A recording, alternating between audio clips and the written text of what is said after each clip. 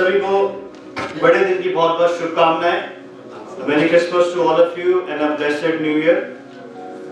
जैसे कि हम लोग जानते हैं और हम में से बहुत सारे लोग एक्साइटेड हैं क्योंकि क्रिसमस का सीजन आ गया है।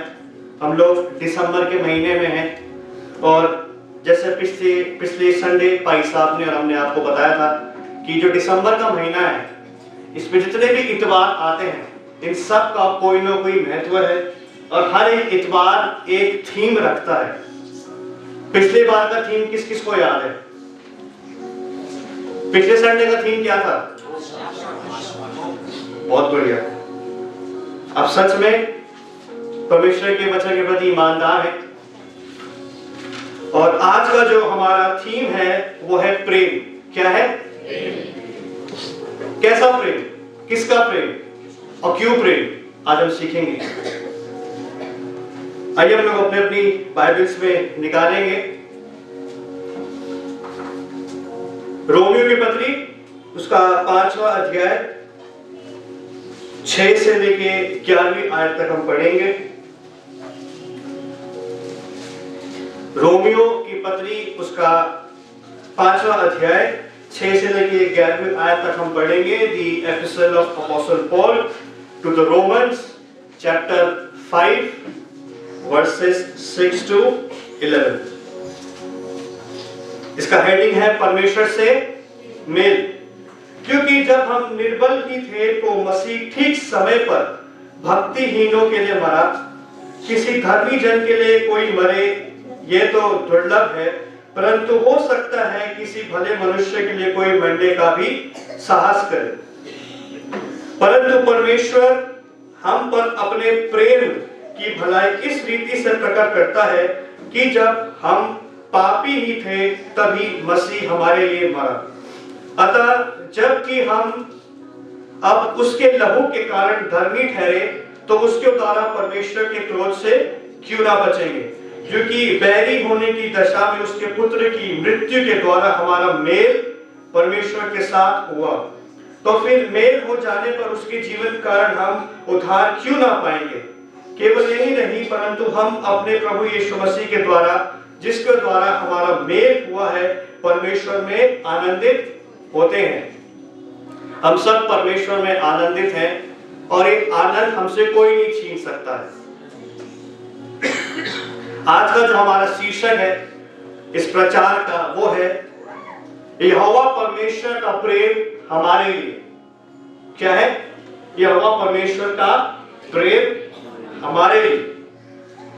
अंग्रेजी में इसको ऐसे बोल सकते हैं the love of Yahweh for humanity.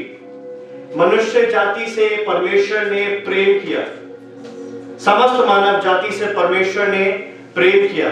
परमेश्वर अपने लोगों से प्रेम करता है। वो उन लोगों से प्रेम करता है जो उसके पुत्र प्रभु यीशु मसीह पर विश्वास करते हैं। परमेश्वर अपने लोगों से प्रेम करता है। और जब हम पूरी बाइबल को पढ़ते हैं, जब हम पूरे पवित्र शास्त्र को जब स्टडी करते हैं तो जो यहोवा का प्रेम है अपने लोगों के लिए, किसके लिए? अपने लोगों के लिए, वो पूरी बाइबल में दिखता है। पूरे पवित्र शास्त्र में परमेश्वर यहोवा का प्रेम अपने बच्चों के लिए, अपने संतानों के लिए दिखता है। और बाइबल की जितनी भी किताबें हैं उत्पत्ति से लेकर प्रकाशित वाक्य तक सब परमेश्वर के प्रेम को दर्शाती हैं कि परमेश्वर ने मानव जाति से ऐसा प्रेम किया, हम पापियों से उसने ऐसा प्रेम किया कि हम बुरे लोगों के लिए उसने अपना एक निर्दोष पुत्र दे दिया जिसने कुछ नहीं करा, ताकि वो बचाए जाए जिन्होंने बहुत बुरे बुरे काम किए हैं। ये परमेश्वर की महानता है कि हम दुष्ट लोगों के लिए, हम पापियों के लिए प्रभु ने अपना एक निर्दोष पुत्र दे दिया जिसने कुछ नहीं किया, उनको बचाने के लिए जिन्होंने अपने जीवन में बहुत बुरे बुरे काम किए हैं।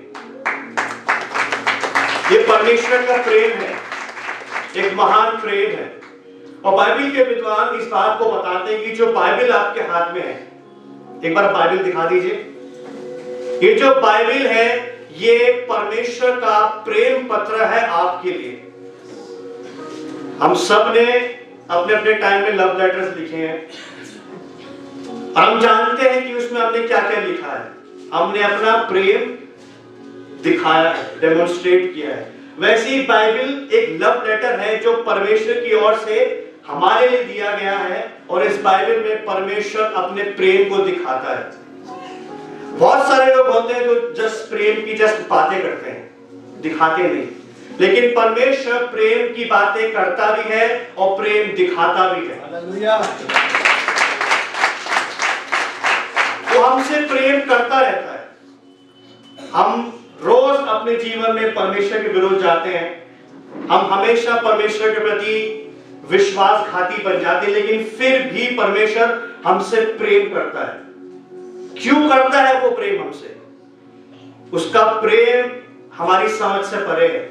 एक गीत है कि मैंने पूछा प्रभु से कि तू क्यों करता मुझसे प्यार। परमेश्वर हमसे अपने पुत्र प्रभु यीशु मसीह की वजह से प्रेम करता है। अब इसमें पीएचडी करने की ज्यादा सोचने की आवश्यकता नहीं कि मुझसे क्यों प्रेम करता है। वो परमेश्वर है, वो जाने कि मुझसे क्यों इतना प्रेम करता है। बस हमें इस बात पे ध्यान देने की आवश्यकता है कि हाँ मुझसे प्रेम करता है और मुझे भी उससे उतना ही प्रेम करना है जितना वो मेरे से करता है। तो परमेश्वर का जो प्रेम है बहुत बड़ा कॉन्सेप्ट है, बहुत बड़ी चीज हम समझ नहीं सकते हैं। अब इसमें हमें हमारा दिमाग खपाने की कोई आवश्यकता नहीं है। वो हमसे प्रेम करता है, बहुत है हमारे लिए, और हमें भी परमेश्वर से उतना ही प्रेम करना है जितना हमसे करता है। रोज परमेश्वर हमसे प्रेम करता है, हम रोज उसके विरुद्ध जाते हैं, रोज उसको चीट करते हैं, लेकिन फिर भी वो हमसे प्रेम करता है। ये एक बहुत बड़ी मिस्ट्री है जो हम यहां रह के सॉल्व नहीं कर सकते। परमेश्वर अगर किसी पे प्रकट करना चाहे तो उसकी इच्छा है। बाइबल में जब हम पढ़ते हैं तो बाइबल में हम लोग 3 तरीके के प्रेम को पाते हैं। कितने? 3 तरीके के प्रेम को पाते हैं। पहला प्रेम है अगापे प्रेम। कौन सा प्रेम? कौन सा प्रेम? अगापे प्रेम। ये जो अगापे शब्द है ये यूनानी भाषा का शब्द है, और ये अगापे प्रेम वो प्रेम है जो परमेश्वर हमसे करता है। ये जो अगापे प्रेम है वो परमेश्वर हमसे करता है। ये पहला प्रेम है। दूसरा प्रेम है, इसको बोलते हैं फिलिया या फिलियन। क्या बोलते हैं? फिलिया प्रेम। ये वो प्रेम है जो भाई बहनों में रहता है। एक आयत है कि क्या ही मनोहर बात है कि भाई आपस में मिले रहे। ये वो प्रेम है जो कलीसिया में पाया जाता है, जो भाई बहनों के बीच में रहता है, फिलिया प्रेम। और एक तीसरे प्रकार का प्रेम है जो पति पत्नी के बीच में रहता है, इसको बोलते हैं एरोस। क्या बोलते हैं? एरोस। आपने शब्द सुना होगा एरोटिक। एरोटिक शब्द सुना है आपने? इसका दूसरा मीनिंग होता है रोमांस, जो पति पत्नी के बीच में होता है। ये ऐसा प्रेम है जो पति पत्नी के बीच में है। पहला प्रेम कौन सा था? अगापे प्रेम जो परमेश्वर हमसे करता है। दूसरा प्रेम है फिलिया प्रेम जो भाई बहनों के बीच में रहता है, कलीसिया में जो रहता है। और तीसरा प्रेम है एरोस प्रेम जो पति पत्नी के बीच में रहता है। ये जो रोमियो की पत्री है, जो रोमियो 5वां अध्याय है, वो किस संदर्भ में लिखा गया, वो किस कॉन्टेक्स्ट में लिखा गया है? ये जो रोमियो 5वां अध्याय है वो परमेश्वर के प्रेम को बताता है, और परमेश्वर का प्रेम ऐसा प्रेम है जो बिना शर्त का प्रेम है। परमेश्वर के प्रेम में कोई शर्त नहीं होती, बिना शर्त के परमेश्वर प्रेम करता है, और इसे अनकंडीशनल लव बोलते हैं। परमेश्वर का जो प्रेम है वो शुद्ध है, परमेश्वर का जो प्रेम है बहुत साफ प्रेम है, और परमेश्वर का जो प्रेम है वो अपना फायदा नहीं देखता है। हम मनुष्य जो है अपना फायदा देख के, अपनी एडवांटेज देख के लोगों से प्रेम करते हैं, लेकिन परमेश्वर अपना फायदा देख के हमसे प्रेम नहीं करता। वो अपना क्या फायदा देखेगा? जो स्वर्ग की पूरी चार्म थी प्रभु यीशु मसीह, उसने अपने पुत्र को ही दे दिया, तो उसमें कैसा फायदा? परमेश्वर कभी फायदा देख के प्रेम नहीं करता है, उसका नेचर ही प्रेम करना है। हम मसीह कब परमेश्वर के समान बनेंगे? जो बिना फायदा देख के प्रेम करता है। हम उसकी संतान है। ये जो परमेश्वर का प्रेम है, यहोवा परमेश्वर का जो प्रेम है, वो प्रभु यीशु मसीह के बलिदान में दिखता है। किसमें दिखता है? प्रभु यीशु मसीह के बलिदान में। और ये प्रेम जो है परमेश्वर का, वो किस चीज में दिखता है? वो परमेश्वर का जो प्रेम है वो इस चीज में दिखता है कि हम जो यहोवा परमेश्वर के प्रेम के लायक नहीं थे, हम जो पापी थे, हमें बचाने के लिए, हम बुरे लोगों को बचाने के लिए, हम दुष्ट लोगों को बचाने के लिए परमेश्वर ने अपने एक निर्दोष पुत्र को दे दिया, जिसने कुछ नहीं करा था, उन लोगों के लिए जिनके पूरे जीवन बहुत घिनौने और भ्रष्ट पापों से भरे हुए थे। परमेश्वर का जो प्रेम है वो क्रूस पर दिखता है, उसके बेटे प्रभु यीशु मसीह के बलिदान में। परमेश्वर का जो प्रेम है वो निर्दोष प्रेम है, साफ प्रेम है, बिना छल का प्रेम है। और हमें भी परमेश्वर से प्रेम करने की आवश्यकता है। परमेश्वर का प्रेम किस चीज में दिखता है? परमेश्वर पिता का, यहोवा परमेश्वर का प्रेम इस चीज में दिखता है कि प्रभु यीशु मसीह के द्वारा हमारा जो मेल मिलाप है वो परमेश्वर से हो चुका है। अब जो क्रोध, जो गुस्सा यहोवा परमेश्वर को हम पर था, उस क्रोध को स्वयं प्रभु यीशु मसीह ने सह लिया। उस क्रोध को, उस गुस्से को प्रभु यीशु मसीह ने हटा दिया और हमें परमेश्वर पिता के साथ एक कर दिया।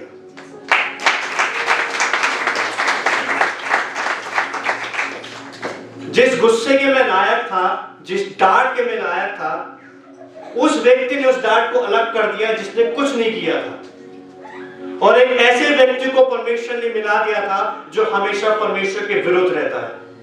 यह है परमेश्वर का प्रेम, जो किसी भी चीज को, परमेश्वर का प्रेम जो है वो विश्वासघात को नहीं देखता है। परमेश्वर का जो प्रेम है वो पाप को नहीं देखता है, वो मनुष्य को देखता है। बहुत ही बढ़िया, वेरी बढ़िया। परमेश्वर का प्रेम, जब परमेश्वर किसी को प्रेम भरी निगाहों से देखता है तो वो उसके अंदर पाप को नहीं देखता, वो उसके अंदर बुराई को नहीं देखता, वो उसके अंदर प्रभु यीशु मसीह को देखता है। और हम क्या देखते हैं कि ये कितना बड़ा आदमी है, हम क्या देखते हैं कि इसके कितने कॉन्टैक्ट हैं, इसके कितने सोर्स हैं, लेकिन परमेश्वर ये नहीं देखता।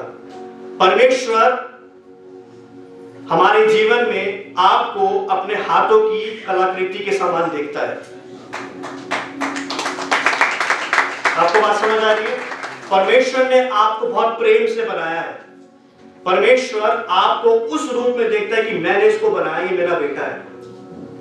वो हमें पापी के रूप में नहीं देखता, वो हमें बेटे और बेटियों के रूप में देखता है, सिर्फ प्रभु यीशु मसीह की वजह से। और यहोवा परमेश्वर का प्रेम किस चीज में दिखता है? प्रभु यीशु मसीह, यहोवा परमेश्वर का प्रेम इस चीज में दिखता है कि मैं यीशु मसीह की वजह से अब परमेश्वर की दृष्टि में अब कीमती समझा जाता हूं। प्रभु यीशु मसीह में मैं कीमती हूं। परमेश्वर की नजर में यीशु मसीह के द्वारा मैं बहुमूल्य हूं, मेरी वैल्यू है, मैं इंपॉर्टेंट हूं, परमेश्वर के लिए मैं जरूरी हूं। आप और मैं, हम सब कीमती हैं परमेश्वर की नजर में यीशु मसीह की वजह से। जिस व्यक्ति की पहले कोई वैल्यू नहीं थी, जो व्यक्ति पहले ऐसे खराब पड़ा हुआ था, उसको परमेश्वर अपने प्रेम के द्वारा कीमती बना देता है।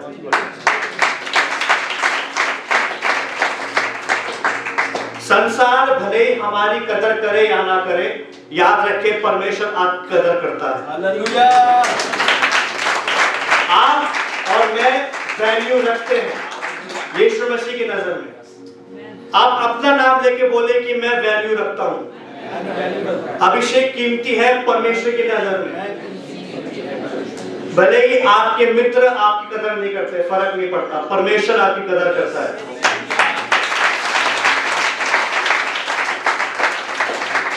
आपकी कीमत है परमेश्वर के स्थान पर। भले ही आपके रिश्तेदार, आपके संगी साथी आपकी वैल्यू नहीं करते, याद रखें जो आपके लिए क्रूस पर मरा वो आपकी वैल्यू करता है। मैं चाहता हूं कि आप एक दूसरे की तरफ पलट के बोले कि तुम वैल्यू रखते हो, तुम कीमती हो, प्रभु यीशु मसीह के लिए कीमती हो। आज से हम लोग इस बात को बोलना बंद कर दें कि मैं बेचारा हूं, मैं कुछ नहीं हूं, I am good for nothing. हम ये सब बोलना छोड़ दें, क्योंकि जब मैं ये बोलता हूं कि मैं बेकार हूं तो मैं डायरेक्ट परमेश्वर को बोलता हूं कि परमेश्वर बेकार है, क्योंकि मैं वहीं से निकल के आया हूं। याद रखें, आप लोग कीमती हैं, आप लोग वैल्यूएबल हैं। आपकी कीमत डायमंड से भी ज्यादा है, क्योंकि परमेश्वर ने सोने चांदी को अपने स्वरूप नहीं बनाया, आपको अपने स्वरूप बनाया।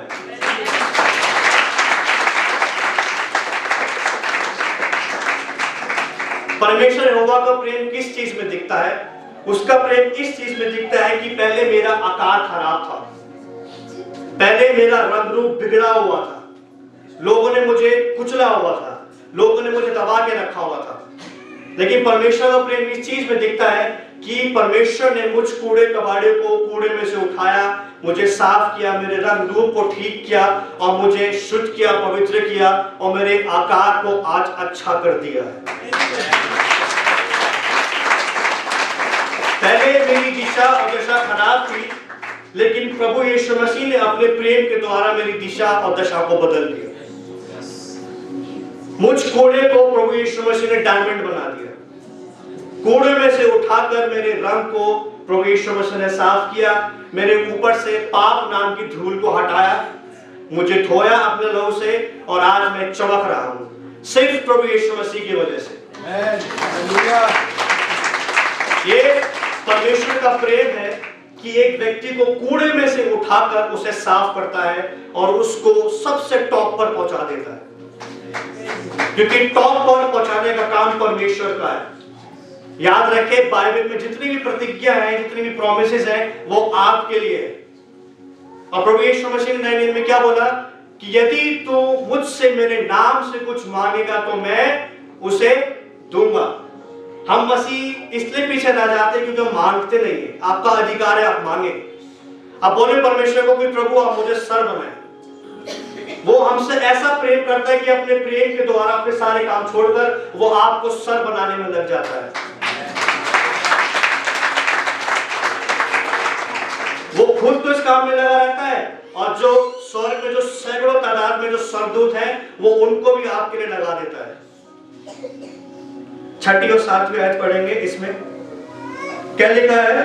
क्योंकि जब हम निर्बल ही थे तो मसीह ठीक समय पर भक्तिहीनों के लिए मरा। किसी धर्मी जन के लिए कोई मरे ये तो दुर्लभ है, परंतु हो सकता है किसी भले मनुष्य के लिए कोई मरने का भी साहस करे। यहाँ पे पौलुस हम बोलकर अपने आप को भी किसमें गिन रहा है? निर्बलों में गिन रहा है। किसमें गिन रहा है? निर्बल हो। पौलुस बोल रहा है कि पहले मैं भी निर्बल था, लेकिन अब प्रभु यीशु मसीह में मैं सामर्थ पाई जाती है। पहले मैं निर्बल था, पहले मैं कमजोर था, लेकिन जब प्रभु यीशु मसीह मेरे जीवन में आया तो उसने मेरी निर्बलता को दूर कर दिया और मुझे सामर्थ से भर दिया। एक जिंदा गवाही हमारे बीच में है।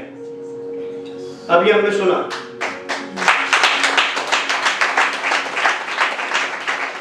और निर्बल का अर्थ क्या है? यहाँ पे निर्बल का अर्थ कमजोर नहीं है या पतला व्यक्ति नहीं है। निर्बल का मतलब वो है कि पाप से बचने के लिए या पाप पर प्रभुत्व करने के लिए हमारे अंदर खुद की कोई क्षमता नहीं थी। ये है निर्बल का मतलब, कि हम खुद से पाप से नहीं बच सकते, हम खुद से पाप पर प्रभुत्व नहीं कर सकते। तो हम निर्बलों के लिए, हमें बचाने के लिए परमेश्वर ने अपने पुत्र को दे दिया। परमेश्वर ने एक एक्स्ट्रा पुश दे दिया, उसने चार्जिंग लगा दी, अपने पुत्र को भेजा। ये परमेश्वर के महान प्रेम को क्या करता है? दर्शाता है। और जो प्रभु यीशु मसीह है वो ठीक समय पर आए, मानव जाति के लिए अपना बलिदान दिया और मानव जाति को पाप से छुड़ा लिया। क्या लिखा है? तो मसीह ठीक समय पर भक्तिहीनों के लिए मरा। एक शब्द है यहाँ पे, ठीक समय पर। प्रभु यीशु मसीह जो है वो जल्दबाजी का परमेश्वर नहीं है, वो ठीक समय का परमेश्वर है। ना पहले और ना लेट, बिल्कुल ठीक समय का जो है वो परमेश्वर है। प्रभु यीशु मसीह हमारी तरह जल्दबाजी नहीं करता, वो भड़बड़िया नहीं है, वो बहुत धीरजवंत परमेश्वर है। ठीक समय पर प्रभु यीशु मसीह हमारे लिए आया। वो ऐसा नहीं है कि 4 बजे का बोल के 5 बजे आ जाए। अगर उसने ये बोला कि मैं 5 बजे ठीक यहाँ पे मिलूंगा, तो 5 बजे हमें यहाँ पे मिलेगा। याद रखिए कि प्रभु यीशु मसीह जो है उस समय का प्रभु यीशु मसीह है, वो समय का परमेश्वर है। और शैतान हमेशा से ये चाहता था कि चीजें समय से पहले हो जाए। क्या हो जाए? समय से पहले हो जाए। वो प्रभु यीशु मसीह को समय से पहले मारना चाह रहा था। जब प्रभु यीशु मसीह की परीक्षा हुई तो शैतान ने बोला कि तू इसके ऊपर से कूद जा, तेरे को बचाने के लिए सरदूत आ जाएंगे। लेकिन प्रभु यीशु मसीह अपने सही समय का इंतजार कर रहे थे। वो सही समय का परमेश्वर है। अगर प्रभु यीशु मसीह सही समय का परमेश्वर है, तो हम क्यों अपने समय को ठीक नहीं करते? हम मसीहों को भी अपने जीवन के हर समय, हर टाइमिंग को सही करने की आवश्यकता है। हम जल्दबाजी ना करें। परमेश्वर ठीक समय पे हमारी प्रार्थना को उत्तर हमारे सामने लाके खड़ा कर देगा। शैतान जो है वो आज भी चाहेगा कि किसी तरीके से किसी मसीह की टाइमिंग को खराब कर दे। वो वक्त से पहले आपके समय को खत्म कर देगा। शैतान हमेशा चाहेगा कि वक्त से पहले आप खत्म हो जाए, आपकी लाइफ एंड हो जाए। शैतान हमेशा से ये प्रयास करता रहेगा और ये प्रयास करता है कि समय से पहले आपको लाइमलाइट में लिया है। शैतान हमेशा ये प्रयास करता है कि समय से पहले, टाइम आने से पहले आपको लाइमलाइट में खड़ा कर दे, आपको स्पॉटलाइट में लिया है और फिर आप गिर जाएं। आज बहुत सारे सेवक ऐसे हैं जो समय से पहले स्पॉटलाइट में आना चाहते हैं। आज बहुत सारे प्रचारक ऐसे हैं जो समय से पहले बिना किसी ट्रेनिंग के, बिना किसी की अधीनता में लाइमलाइट में आना चाहते हैं, और वही एक कारण बनता है कि वो गिर जाते हैं। हमने यहाँ पे क्या पढ़ा है कि क्योंकि जब हम निर्बल ही थे तो मसीह ठीक समय पर किसके लिए आया? भक्तिहीनों के लिए आया। हम इस बात को लिख लेंगे जो मैं बोल रहा हूं आपको, कि परमेश्वर ठीक समय का परमेश्वर है। परमेश्वर ठीक समय पर उत्तर देने वाला परमेश्वर है। जिस समय समस्त मानव जाति पाप की समस्या से जूझ रही थी, जब पूरी मनुष्य जाति पाप में डूबी हुई थी, जब पूरी मनुष्य जाति पाप में मर रही थी, जब समस्त मानव जाति को, जब पूरी ह्यूमन काइंड को सबसे ज्यादा जरूरत थी, तब ठीक समय पर यहोवा परमेश्वर ने अपने प्रेम को दिखाया और अपने पुत्र प्रभु यीशु मसीह को एक इलाज के रूप में इस पृथ्वी पर भेज दिया। याद रखें कि पाप का, बीमारियों का, दुष्टात्माओं का इलाज प्रभु यीशु मसीह है। हर रोग की दवा है प्रभु यीशु मसीह। पाप का उच्चारण क्या है? पाप को मिटाने वाला जो इलाज है वो कौन है? प्रभु यीशु मसीह। और प्रभु यीशु मसीह ठीक समय पर हमारे लिए आए। वो मरे, गाड़े गए और तीसरे दिन मुर्दों में से जी उठे, और वो फिर से हमें लेने के लिए आ रहे हैं। परमेश्वर ने अपना प्रेम, अपना महान प्रेम इस चीज में दिखाया कि परमेश्वर ने मुझ जैसे भक्तिहीन व्यक्ति के लिए अपना एक लौता पुत्र दे दिया, ताकि मैं उसके साथ मेल मिलाप करूं और मैं उसके साथ स्वर्ग जाने पाऊं। अगर आप अपने जीवन में किसी चीज के लिए प्रार्थना कर रहे हैं और अभी तक उस बात का उत्तर आपके सामने नहीं आया है, तो आपको गुस्सा करने की आवश्यकता नहीं है, आपको चिढ़ने की आवश्यकता नहीं है, आपको बड़बड़ाने की आवश्यकता नहीं है। परमेश्वर ठीक समय आने पर आपकी प्रार्थना का उत्तर आपके सामने लाकर खड़ा कर देगा।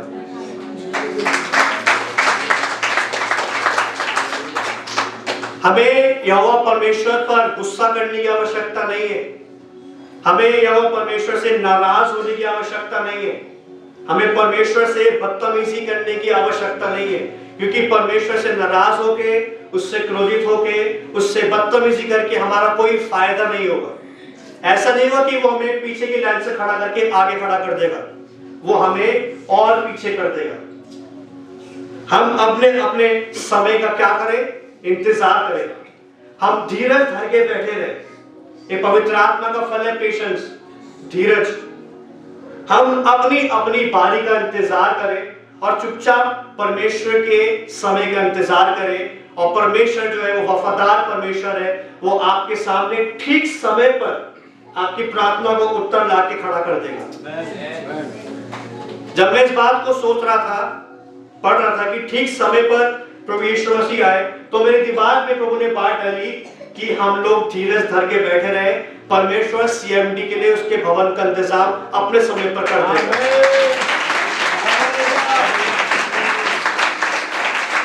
प्रभु यीशु मसीह सीएमडी के लिए जो बड़ा सा स्थान है, जो जमीन है, वो अपने समय पर ले आएगा।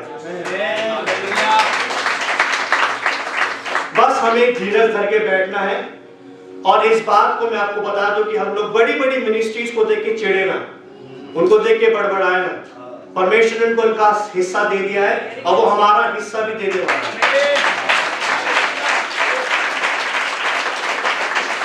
अगर आप अपने अपने लिए प्रार्थना कर रहे हैं तो प्रार्थना करते रहिए। हम परमेश्वर से गुस्सा ना हो, उससे नाराज ना हो, क्योंकि कोई फायदा नहीं है। हमारे एक सर हैं, बाइबल टीचर है, उन्होंने जब वो पढ़ा रहे थे वो एक चीज बोल रहे थे कि देखो तुम लोग प्रार्थना कर रहे हो। उस समय कोविड का सीजन चल रहा था, लोग दुखी थे कि लोग रिश्तेदार मर रहे थे। लोग जो वहां के स्टूडेंट्स थे वो प्रार्थना कर रहे थे कि प्रभु ये कब खत्म होगा। और बहुत सारे स्टूडेंट्स ने प्रार्थना करना छोड़ दिया था। बहुत सारे विद्यार्थियों जो बाइबल पढ़ रहे थे, उन्होंने परमेश्वर पर गुस्सा करना शुरू कर दिया था। तो हमारे जो सर हैं उन्होंने बोला कि परमेश्वर से बदतमीजी करने का कोई फायदा नहीं है। हम उसे पिता जरूर बोलते हैं, लेकिन पिता होने से पहले वो सर्वशक्तिमान परमेश्वर है। हम उसके सामने धीरज धर के बैठे रहे, क्योंकि शैतान नहीं चाहता कि हम धीरज धर के बैठे रहे। शैतान भरसक प्रयास करेगा, वो पूरी कोशिश करेगा कि आपकी धीरज को तोड़ दे। शैतान हमेशा से चाहेगा कि आप परमेश्वर से बदतमीजी करें, उसके साथ मिसबिहेव करें। लेकिन एक व्यक्ति है जो उसको रोके हुआ है। कौन है वो? पवित्र आत्मा।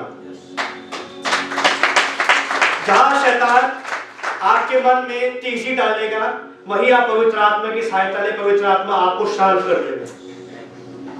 पवित्र आत्मा हमारी मदद करता है, हम उससे मदद मांगना शुरू कर दें। प्रभु यीशु मसीह ठीक समय पर आपकी प्रार्थना का उत्तर आपके सामने लाके रख देगा। एक और यहाँ पे शब्द आया है भक्तिहीनों के लिए बना। किसके लिए बना? भक्तिहीनों के लिए। परमेश्वर ने हम बुरे लोगों से प्रेम किया और अपने पुत्र द्वारा, अपने पुत्र प्रभु यीशु मसीह के द्वारा हमें अच्छा बना दिया।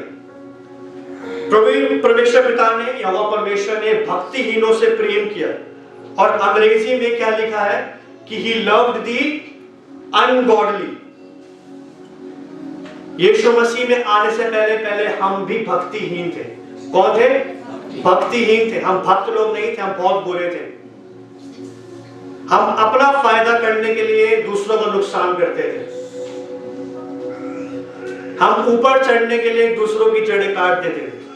हम पहले ऐसे थे, लेकिन परमेश्वर का धन्यवाद हो कि उसने हम सबको बदल दिया है और वो बदल रहा है।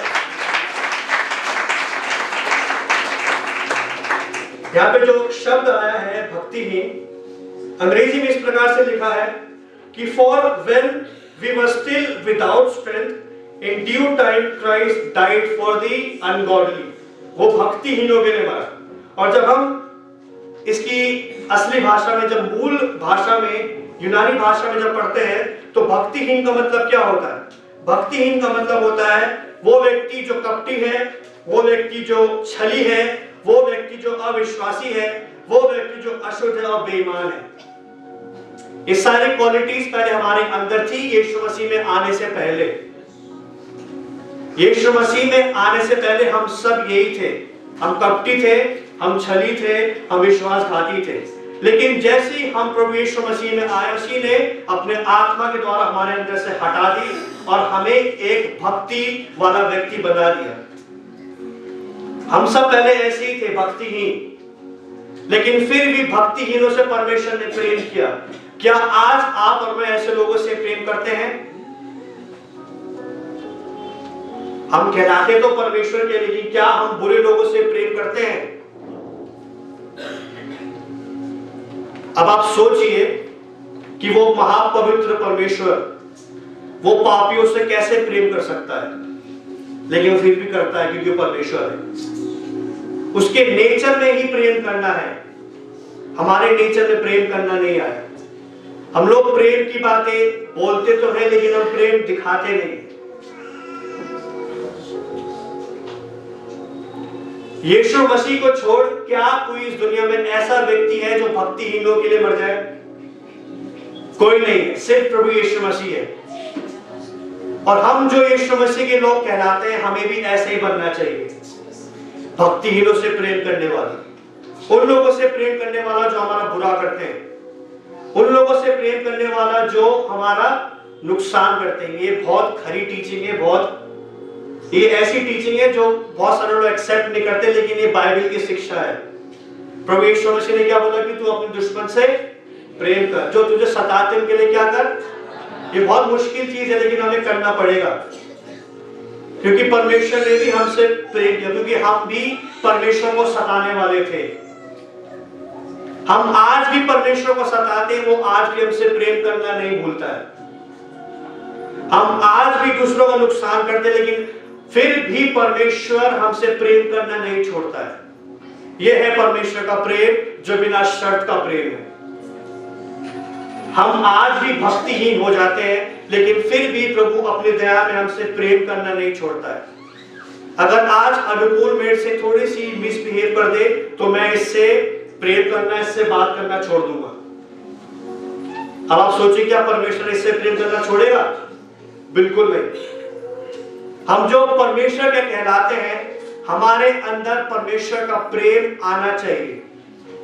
हमें परमेश्वर के समान बनना है, यीशु मसीह के समान बनना है, जो प्रेम करने वाला परमेश्वर है। हम आज भी प्रभु यीशु मसीह के साथ विश्वासघात करते हैं, लेकिन वो आज भी हमसे प्रेम करता है। हम ऐसे लोगों के लिए जो हमारा बुरा करते हैं, हम अपना प्राण देने की नहीं सोच सकते। अच्छे से अच्छे व्यक्ति के लिए भी हम लोग अपना प्राण देने की नहीं सोच सकते, लेकिन प्रभु यीशु मसीह ने हमारे लिए अपना क्या दिया? प्राण दिया। यही इसको ही बोलते हैं क्रिश्चियन लाइफ, एक मसीह लाइफ, जो प्रभु यीशु मसीह के कदमों में या यीशु मसीह की तरह होती है। 10वीं और 11वीं आयत पढ़ के इसको खत्म करेंगे। क्या लिखा है? क्योंकि बैरी होने की दशा में उसके पुत्र की मृत्यु के द्वारा हमारा मेल परमेश्वर के साथ हुआ। प्रभु यीशु मसीह में आने से पहले हम परमेश्वर के बैरी थे, और परमेश्वर ने अपने पुत्र के द्वारा उस बैर को ही हटा दिया। जिस चीज ने हमें परमेश्वर से अलग किया था, प्रभु यीशु मसीह ने उस चीज को ही हटा दिया। जिस पाप ने, जिस बुराई ने हमें अपने क्रिएटर से, हमें अपने रचने वाले से अलग कर रखा था, प्रभु यीशु मसीह ने उसे ही हटा दिया। अब प्रभु यीशु मसीह ऐसे खड़े होकर बोलता है कि अब मैं देखता हूं कि तुम्हें कौन अलग करता है परमेश्वर से। और बाइबल बताती है कि हमें परमेश्वर से कोई अलग नहीं कर सकता, लेकिन मैं खुद अपने आप को परमेश्वर से अलग कर सकता हूं। दुनिया में ऐसी कोई ताकत नहीं है, शैतान, दुष्टात्मा, बीमारियां, इवन स्वर्गदूत भी हमें परमेश्वर के प्रेम से अलग नहीं कर सकते, क्योंकि जो चीज अलग कर रही थी, जिस चीज ने दरार डाली हुई थी, उसी चीज को प्रभु यीशु मसीह ने हटा दिया। और हमें परमेश्वर के प्रेम से कौन मिला के रखता है? प्रभु यीशु मसीह। प्रभु यीशु मसीह का बलिदान, वो काम जो प्रभु यीशु मसीह ने क्रूस पे किया, उस बलिदान को याद रखिए। वही क्रूस पे बलिदान है जो हमें प्रभु यीशु मसीह के साथ मिला के रखता है। यह है परमेश्वर का प्रेम।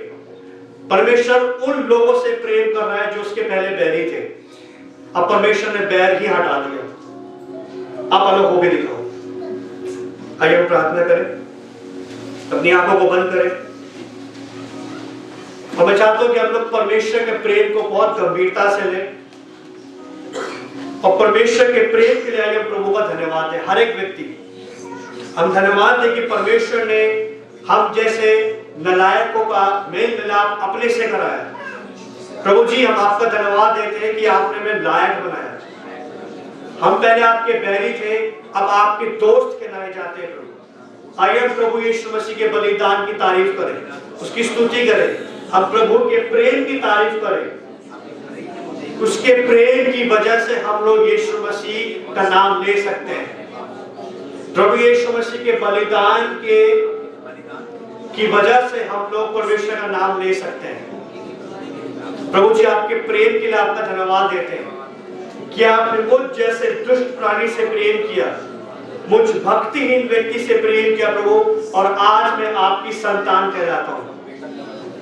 प्रभु आपका धन्यवाद कि मैं आपकी नजरों में कीमती हूं। हम धन्यवाद दे प्रभु कि मैं बहुमूल्य हूं, मैं कीमती हूं, मेरी वैल्यू है प्रभु यीशु मसीह में। मैं बेकार नहीं हूं, मैं नकारा नहीं हूं, मैं जीरो नहीं हूं। प्रभु जी, आपका धन्यवाद देते हैं कि ये वचन बड़ी सिधाई से हमारे पास पहुंचा है प्रभु। और प्रभु आपके प्रेम की हम तारीफ करते हैं। हम प्रभु जी धन्य हैं कि आपने हमसे प्रेम किया और हमारा मेल मिला। प्रभु जी आपने अपने से करा दिया। प्रभु आपके बलिदान के लिए प्रभु जी आपका धन्यवाद देते हैं। आपका धन्यवाद प्रभु यीशु मसीह की आप मेरी वैल्यू करते हैं। प्रभु जी, मैं आपकी नजरों में कीमती हूं, और जो प्रेम आपने मेरे से किया वही प्रेम मैं दूसरों से करने पाऊं। प्रभु जी, वही निश्चल प्रेम, बिना फायदे का प्रेम मेरे जीवन से बहने पाए। या जितने भी लोग बैठे प्रभु सबको आशीष दे। और प्रभु जी, ये वचन हमारे अंदर 100 गुना फल है। इस प्रार्थना को प्रभु यीशु मसीह हम आपके सामर्थ्य नाम में मांगते हैं। सभी को जय मसीह।